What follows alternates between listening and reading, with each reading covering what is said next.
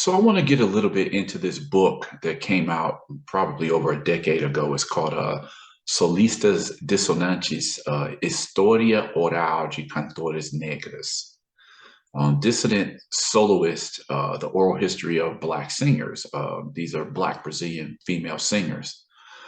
And it's just talking about, again, the struggles some of these Black female singers had trying to sing the type of music that they wanted to sing, rather than having the music industry just push them into singing samba just because they were Black. So here are but a few of their comments and opinions on this topic. So this is Alaiji Costa. She was one of the very few Black female singers who were part of the 50s and 60s bossa nova movement that came out of Brazil. She says, "My biggest difficulty was singing a type of music that persons are not accustomed to expect from someone Black. Even today, even now, the majority of the Black artists sing mainly samba." Again, this is no disrespect to to music. The historical and cultural importance of samba, it's like literally a history of Black Brazilians. So it's not to demean samba in the same way I'm not trying to demean the blues. It's just that people should have the liberty to be able to sing whatever type of music that they want to sing. And as I said in the previous video, it's actually much more lucrative to be singing more music that's more popular or more current, of the type of music that the pop market wants to hear. Most of the singers interviewed considered the great Elisete Cardoso to be a pioneer in terms of not being boxed into a certain genre due to hidden racism. Alaiji Costa, now in her 70s, was one of the few Black singers that was part of the 50s and 60s bossa nova phenomenon. Costa fought to do things her way, but she paid dearly for her insistence. "When I started to sing, there was a certain discrimination in relation to my musical posture. They all would say, yes, she sings well, but her singing is complex and she chooses complex songs. It was difficult to deal with this. It was difficult to overcome this barrier," she said. In his discussions with these singers, Santiago, the author of the book, would discover that they saw the use of a piano as a status symbol that was almost always denied to Black singers who wanted to diversify the capabilities and expectations of Black singers. Something that I've talked about, occasionally on the blog is the very few famous Black Brazilian piano players that there have been over history. Now, this is not a slight, because in reality, the music that most Black people were accustomed to playing in Brazil, for much of the 20th century was samba, and most samba albums are not going to have piano on it. Cavaquinho and acoustic guitar are some of the main instruments in this sound. So in all the time that I've been into Brazilian music, I've known less than a dozen Black Brazilian piano players. As they're saying, that's really something, because you come to the United States and, with the gospel and R&B tradition, the jazz tradition, there's probably hundreds, if not thousands, of Black piano players between Black men and Black women. And it's only been in recent years that I've started to see more than a handful of Black Brazilian piano players. But even now, it's still, you can count them on one hand, I'm saying. So what she's saying here is that a lot of the singers were actually saying this, like, if they had a piano player on their album, it kind of set them apart from other Black Brazilian women singers. Like, oh, wow, her album is sophisticated. She's got a piano player on it. In the basic samba, the main instruments are usually a guitar, usually what they call a violon being an acoustic guitar, a cavaquinho, which is like a ukulele, and percussion instruments. Although some samba arrangements can get very complex, including various instruments and string sections. The piano and more complicated arrangements were considered a domain of whites. Even in a state like Bahia, a state that is considered to be an extension of Africa due to its large Black population, 70 to 75%, and culture, it is white singers like Daniela Mercury, Ivete Sangalo, and and Claudia Leite that are most promoted and have the greatest record sales. One of the lines of a Sangalo song says, "I am the color of Bahia," in ironic lyric considering her European appearance and the African appearance of the majority of Bahia's inhabitants. Although there are many Afro-Brazilian female singers from the state of Bahia, with Margarete Menezes being the most well-known, none have managed to achieve the prestige, popularity, and media access of their white counterparts. Now, Margarete Menezes, who is really famous for her like Bahian pop music, she's been one of Bahia's top artists for, I discovered her in 2000, but she has been out since at least like early 1990s. She hadn't spoken much on this, the idea that Bahia is mostly Black and it carries the Black cultural history of the Black population in Bahia, but yet it's white singers who get more promotion, they sell more records, they get more like contracts, promotional deals, advertisements, these type of things. It was only recently in the last few years that Margarete Menezes actually started to speak out on what she saw as racism in Brazil's music industry. This question was posed to the anthropologist Liv Solvik, who has studied the question of race in Brazil. Let's see. So the question by João Pombo Barili, he asked a question. He says, isn't it a little curious that starting with Daniela, going through Ivete Sangalo and up to Claudia Leite, the so-called axé music, it's a rhythm that's really popular in the Northeast, like in states like Bahia, it seems to have an obsession with white people. Why is it that all of the singers that are successful in the mass media are always white women?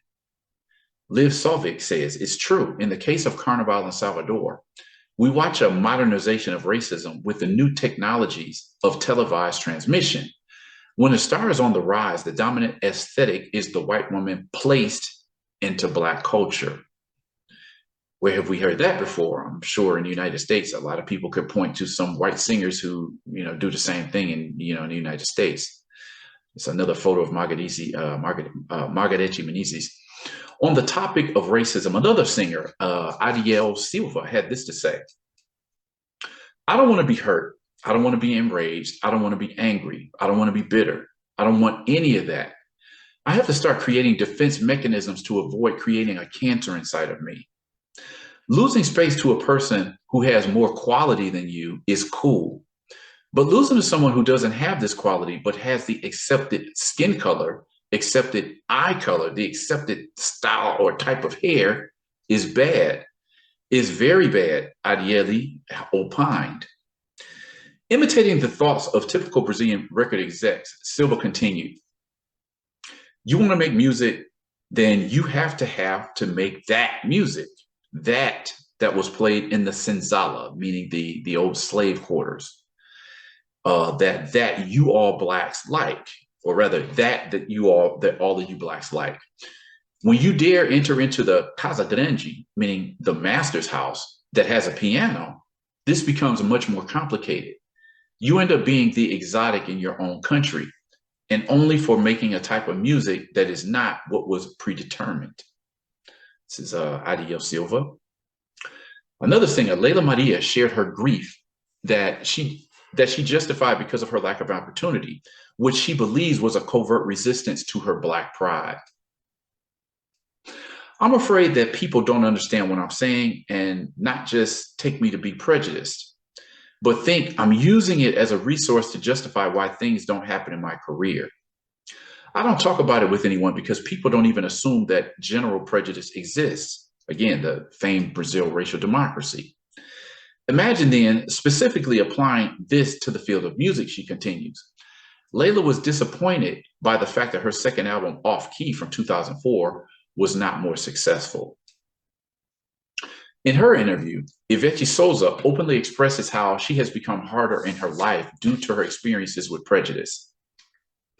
I'm always accused for being Black and not singing Black music.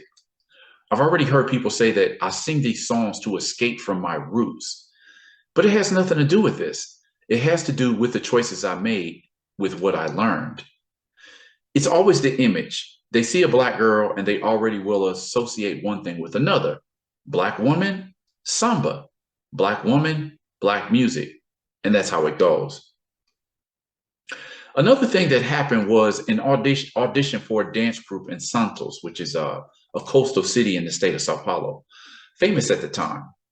I went to try out and the guy liked me. There were three singers, a brunette, a blonde, and me. Of the three, the black singer was me, but he chose the blonde. He said to a guy that chose me that he would never put a black woman in a dance band because it doesn't make a pretty picture. A blonde calls more attention. Even in Europe, it's the opposite.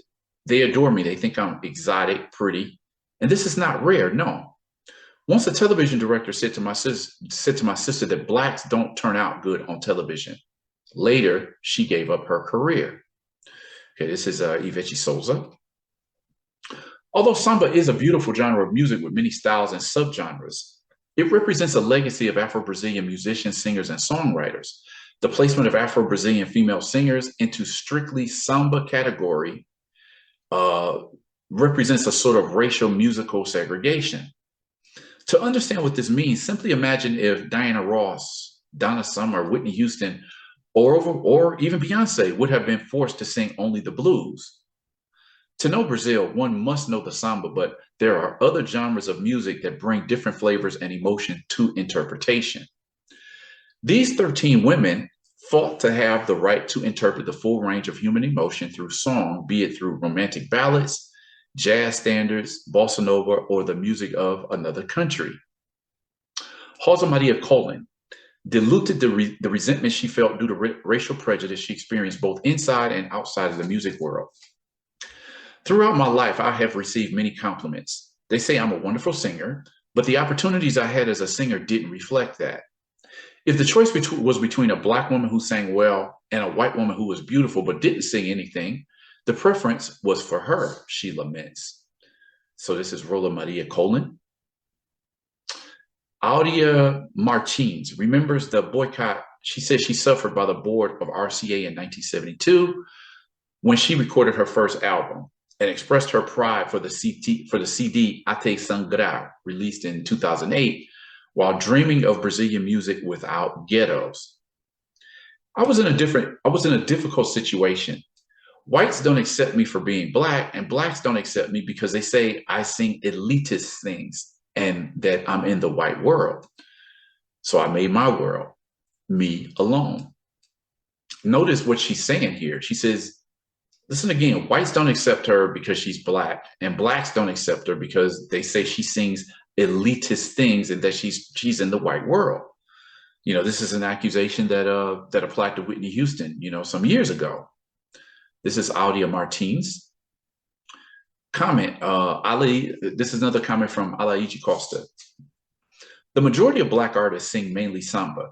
I recorded some 15 albums in the studio, and I think this is a few or very few for someone who has a career spanning 50 years.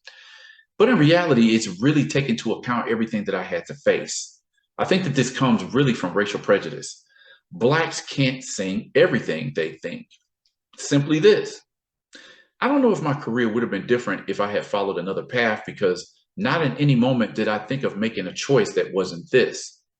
Never will they tell me what I should record, how I should sing. Never will they tell me what I should do. Racial prejudice exists, including in the artistic realm. It's full of it, full. They say that Brazil doesn't have these things, but have you ever seen a country more racist than this one? I haven't. Speaking of the famed racial democracy myth that Brazilians have believed in for decades. I think that's definitely come down in the last decade or two, but this is something that comes up in almost every video that I make. Brazilians believe that they don't have racism in the country. That's changing, but seriously, that it was like that for many decades. Over the years, I've asked many Black Brazilian women to name their all-time favorite female singers of Brazilian popular music. I usually hear a range of names, but the most consistent name is Elis Regina, a singer from the state of Rio Grande do Sul, who was known for her emotional vocals and stage performances in the 1960s and 70s. She died in 1982. Of the newer generation, I often hear names such as Marisa Monte or Maria Rita, who is actually the daughter of the late Elis Regina and an established singer in her own right. You know, what's the point out here? I shouldn't have to say, but all three of these women are white. So even with a lot of Black Brazilians that I had this conversation with over the years, they also mentioned, like, it's nothing against Marisa Monte or Maria Rita or the late Elis Regina. It's just how many Black women can you name that have this same prominence, in the Brazilian music public? Now, as I've said, doors have opened recently, but even there, you have artists who mainly sing, maybe funk music. Again, these artists have managed to find success, and say in the last decade or so, but I still don't see them earning the same amount of money that some of the top artists, the top white artists, will achieve. These women are all great singers who have recorded very memorable, catchy songs. In the end, music is music, so it shouldn't matter in the least bit that all three of these women are white. There must be millions of Black women that adore the music of a very blue-eyed Tina Marie, I would add. But I also wondered, why is it that there was no Black equivalent to them in terms of musical range and popularity? Why does it seem that Afro-Brazilians do not have the opportunity to have idols that reach the pinnacle of musical success that happen to look like them? Case in point, the person I'm talking about, like a Whitney Houston. Where's the Brazilian Whitney Houston? Perhaps this is a reason why so many Black Brazilian women adore and share in the record-breaking triumphs of Miss Beyonce, as well as the sorrow of losing an icon like Whitney, a Black woman who attained a level of success that seems to be inconceivable for a Black woman born in Brazil. So long, Whitney. Your star shined bright, and it shined a little brighter on the faces of those women of darker skin whose beauty and potential certain entities of society continue to ignore. So anyway, that's again, it's a piece that I did back in 2012, like a year after Whitney Houston's untimely passing. And as much as we appreciate Whitney Houston from the music that she left behind and while she was still in the physical realm, it's intriguing to look what the success of a Whitney Houston says for Black women around the world. Here you have a country like Brazil that's loaded with Black women, great Black women singers, but yet you're never going to see one attain the status of a Whitney Houston in their own country, right? So that's the reason why I wanted to go through this. Kind of came to my mind when I saw the article and the comment that Kevin Costner made, like when The Bodyguard was being proposed as a film, like, don't cast Whitney Houston specifically because she's Black. That just struck home with me, because I'm saying, when you read these stories of Black Brazilian female singers who they didn't get the same opportunities as somebody like Whitney Houston, it speaks to the necessity of appreciating an artist like Whitney Houston or any other Black woman who's on top of her craft in the entertainment industry these days. Anyway, so if you appreciated this video, if you learned something, definitely, drop a comment. Curious to know what you thought. Are you familiar with any Brazilian artists? If you do, name a couple of the artists that you're familiar with. Feel free to share this video, like this video, subscribe to the channel, and definitely click on the notification bell so you'll be one of the first to see new videos when I put them up. So with that said, I'm gonna close this one out, and hope to see you guys in my next video.